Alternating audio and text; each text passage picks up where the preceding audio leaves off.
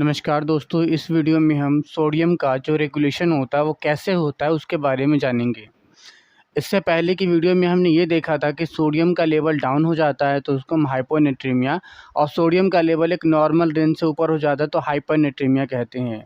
हाइपरनेट्रीमिया हो जाए या हाइपोनेट्रीमिया हो जाए, इन दोनों केसेस में हमारा बॉडी कैसे उसे रेगुलेट करता है। हाइपरनेट्रीमिया हो जाता है तो फिर कैसे वो पूरे मैकेनिज्म को कैसे रेगुलेट करता है, या हाइपो कैसे रेगुलेट करते हैं।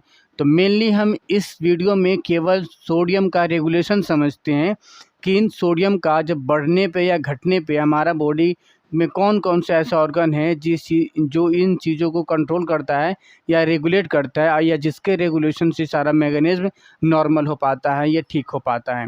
तो आज हम इसी चीज़ को समझेंगे। देखिए, आज का हमारा टॉपिक है सोडियम बैलेंस रेगुलेशन, यानी सोडियम का हमारी बॉडी में बैलेंस बना रहे, एक नॉर्मल बैलेंस बना रहे, इसके लिए एक रेगुलेटरी मैकेनिज्म है जो इस चीज़ को बनाए रखता है। इसके लिए सबसे पहले क्या है, लीवर से एक एंजाइम निकलता है जिसका नाम है, एक हार्मोन ही समझ लीजिए, केमिकल निकलता है एंजियोटेंसिनोजन। ठीक है, ये लीवर से निकलता है।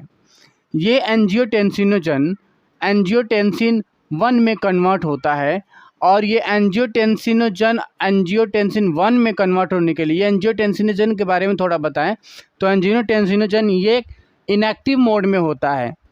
मतलब कि ये क्या बोल प्री फॉर्म है, ये एक्टिव फॉर्म नहीं होता इसका ये। तो ये एंजियोटेंसिनोजन लीवर से निकलता है, और जब ये एंजियोटेंसिनोजन लीवर से निकलता है तो ये किसी काम का नहीं होता, एक्टिव फॉर्म में नहीं होता। इसको एक्टिव फॉर्म में लाने के लिए एक एंजाइम की ज़रूरत पड़ती है जिसको रेनिन बोलते हैं। ये रेनिन एंजाइम किडनी से निकलता है।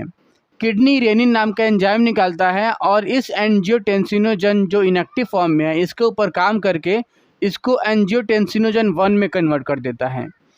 अब ये रेनिन क्यों निकलता है? रेनिन तब निकलता है हमारी लीवर से, तो एंजियोटेंसिनोजन हमारे ब्लड प्लाज्मा में बहुत सारा निकला हुआ रहता है ऑलरेडी, लेकिन वो इनएक्टिव फॉर्म में होता है जब हमारे किडनी के जक्स्टाग्लोमेरुलर अपैरेटस जो बाउमन कैप्सूल के अंदर होती है, उसके अंदर परफ्यूजन जब डिक्रीज हो जाता है, यानी डिक्रीज इन रीनल परफ्यूजन। कहाँ पे? Juxtaglomerular apparatus.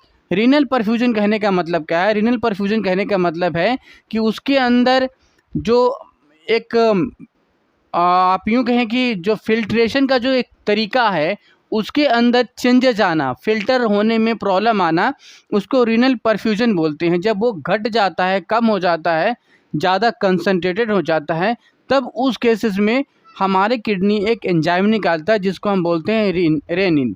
इस रेनिन एंजाइम के सेक्रेशन से ये जो ब्लड प्लाज्मा में जो लीवर से निकल के आया है एंजियोटेंसिनोजन 1, ये एंजियोटेंसिन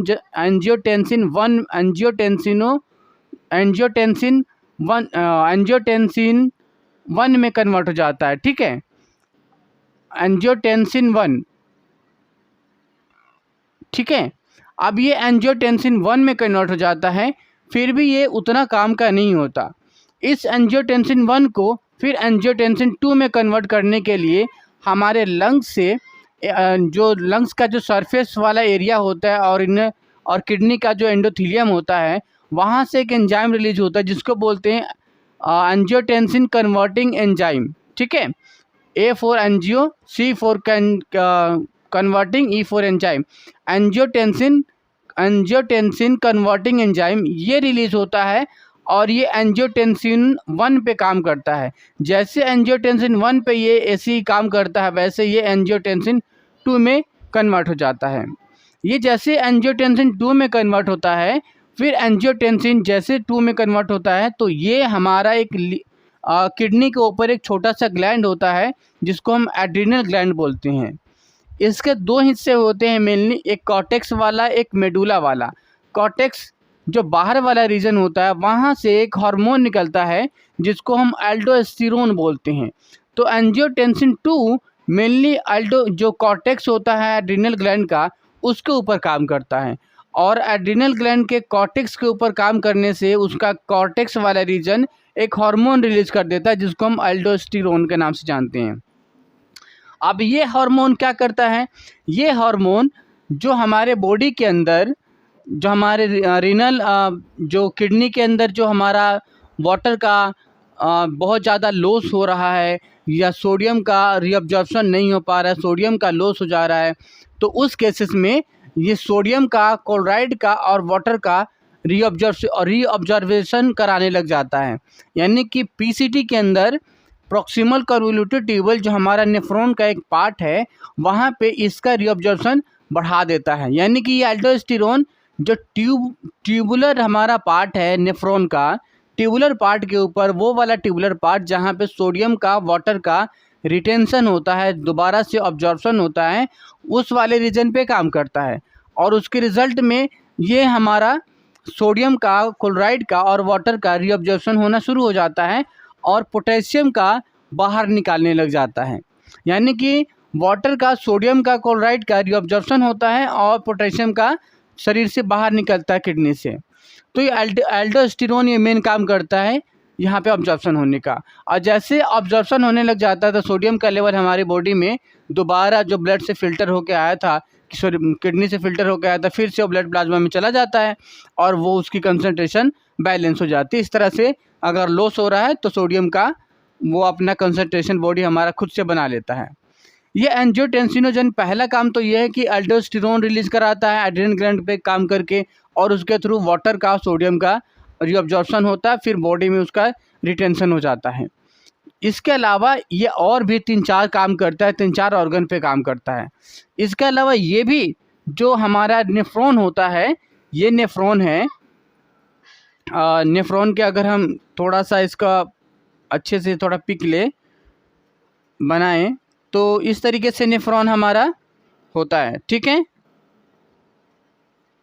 इस तरह से नेफ्रॉन होता है। तो नेफ्रॉन के जो कुछ जो रीजन है, पीसीटी वाला रीजन, ये वाला रीजन है, यहाँ पर एल्डोस्टेरोन भी काम कर रहा है प्लस साथ साथ एंजियोटेंसिन 2 भी काम करता है। इससे काम करने से एंजियोटेंसिन 2 भी सोडियम का, क्लोराइड का और वाटर का रीअब्जॉर्प्शन करा रहा है और पोटेशियम का एक्सक्रेशन करा रहा है, जो एल्डोस्टेरोन कर रहा है, लेकिन ये बहुत कम मात्रा में करता है और एल्डोस्टेरोन मेन इस फंक्शन को करता है। अब दूसरा काम क्या करता है, एंजियोटेंसिन 2 ये हमारा जितनी आर्टरी होती है उसको ना कॉन्ट्रैक्ट कराता है। मेन इसका फंक्शन है, इसका जो मेन फंक्शन है वो ये है कि जितनी भी आर्ट्रियोल्स होती हैं उसका वेसो कंस्ट्रिक्शन कराता है, यानी कि उसको सिकुड़ाता है, उसको कॉन्ट्रैक्ट कराता है। और जैसे कॉन्ट्रैक्शन होती है वैसे बीपी का लेवल बढ़ जाता है, यानी बीपी फिर बढ़ा देता है। अब उसके बाद तो दूसरा तो ये आ गया कि वेसो कंस्ट्रिक्शन कराता है, दूसरा काम हो गया। तीसरा एंजियोटेंसिनोजन का काम क्या होता है कि जो पिट्यूटरी ग्लैंड होता है इसके पोस्टीरियर लोब पे काम करता है, और पिट्यूटरी ग्लैंड के पोस्टीरियर लोब से एक एंजाइम रिलीज होता है, हार्मोन रिलीज होता है, जिसका नाम है anti diuretic hormone, ADH, anti diuretic hormone या वेसोप्रेसिन के नाम से भी इसको जानते हैं। ये रिलीज होता है और ये एंटी डायूरेटिक हार्मोन ये हमारा कलेक्टिंग डक्ट जो होता है, ये कलेक्टिंग डक्ट, इसके ऊपर मेनली काम करता है।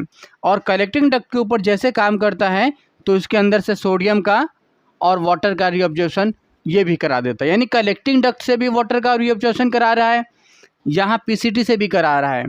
तो इस तरीके से 3 तरह से हमारा काम हो जाता है रीअब्जॉर्प्शन होने का। पहला, पिट्यूटरी ग्लैंड से ADH निकाल के ताकि वो डायूरेसिस कम से कम कराए, पेशाब कम से कम बनाए और वाटर का दोबारा से अब्जॉर्प्शन करा ले, कलेक्टिंग डक्ट पे ये करा लेता है।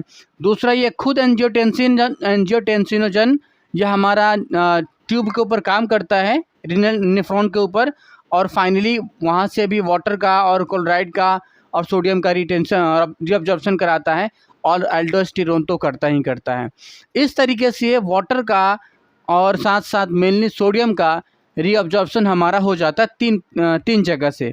पहला हुआ एल्डोस्टेरोन की मदद से, दूसरा हुआ एंजियोटेंसिनोजन की मदद से, और तीसरा होता है पिट्यूटरी ग्लैंड से जो एक हार्मोन निकलता है वेसोप्रेसिन या एंटी डायूरेटिक हार्मोन।